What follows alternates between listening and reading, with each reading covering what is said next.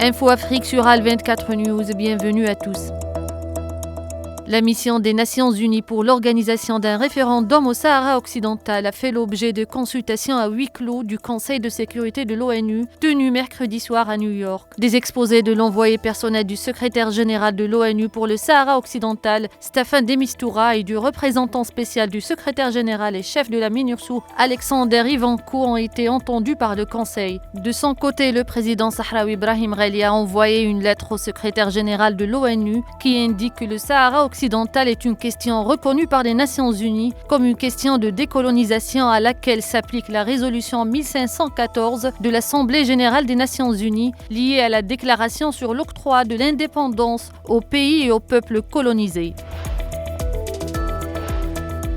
Au Cap-Vert, plus de 30 000 habitants se trouvent dans une situation de crise alimentaire provoquée par le changement climatique, a annoncé mercredi le ministre de l'Industrie, du Commerce et de l'Énergie Alexandre Montero. Pour protéger les personnes affectées, le gouvernement a dû recourir à un ensemble de mesures telles que des subventions pour l'alimentation du bétail, le maïs et le blé, le renforcement des capacités de stockage des céréales et le soutien aux régulateurs économiques ainsi qu'aux importateurs.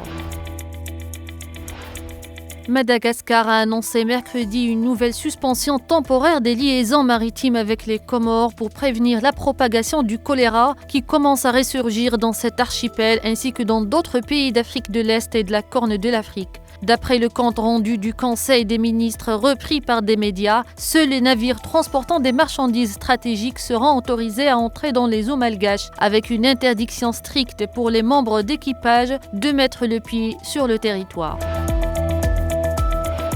Le gouvernement guinéen a levé sa décision d'interdire l'exploitation artisanale des mines d'or et de pierres précieuses sur toute l'étendue du territoire guinéen à la faveur de l'introduction d'une série de réglementations et de réformes, a annoncé mercredi le ministre de l'administration du territoire et de la décentralisation guinéen, Ibrahima Khalil Kandé. L'exploitation artisanale des mines a été interdite pendant tout le troisième trimestre afin de réorganiser le secteur tout en prenant en compte la protection de l'environnement et en encourageant la pratique de l'agriculture.